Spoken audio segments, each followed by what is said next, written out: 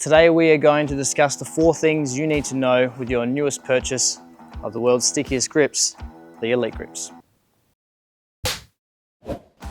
They're chalk free for best use. Can you use them with chalk bars? Yes. Should you? Not in our opinion. If you want to get the most out of your grips, clean any excess fresh chalk off the bar first. That's why we give you this nifty little towel. Simply wet one end, wipe and dry with the other. If there is some chalk, it's not the end of the world, but you will notice some difference in the grip. So at the very least, always try to jump up to the clean sections of the pull-up bar. What you can do is chalk the back of the grips and your hand, especially on these extra sweaty hot days, to maintain good connection and low points of friction with your grip. Don't forget to clean your grips. Over time and workouts, you'll get build-ups of sweat, dust, skin cells, residue, chalk, and God knows what else.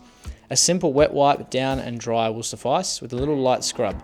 Time duration may vary based on use, for example, going between rings, bars, and different types. So simply if you notice a difference in the grip and the bar is clean, give them a rub down. To wash the grips, use warm water with a small amount of detergent diluted.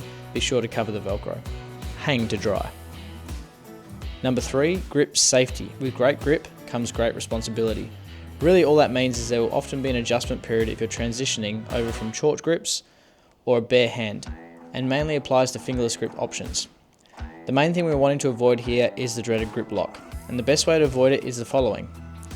A. Size your grips correctly, and if you insist on oversizing, never go more than a size above what we recommend on the size chart.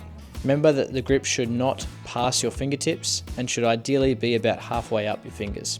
B. When performing movements such as muscle-ups, remember to open the hand once you've transitioned onto the bar/rings, or even at the top.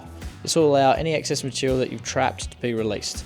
And when in doubt, come down with control and always test outside of a high intensity workout to ensure you're across any adjustment periods. Number 4, reducing rubbing and pressure in and on the wrist. Once again, due to the grip experience, there'll be a lot more pressure through the wrist, which can sometimes rub, especially in humid temperatures when the skin is soft, juicy, and vulnerable. We've improved our wrist supports design around this, but if you still run into issues, here's some solutions. Step 1 is to use the sweatbands provided in your grip bag.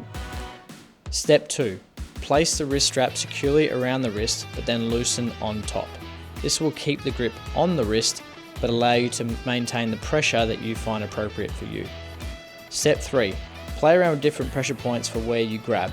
Rather than targeting down low on the wrist, try to grab higher up. Grabbing down as low on the wrist as possible is great for chalk grips, but for the extra grippy versions we'll see with the Elites, it is less necessary.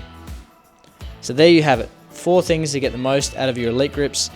We're here to assist at any time. You can drop us a message at help@frogrips.com. All the best with dominating your gymnastics, and welcome to the Frog Squad.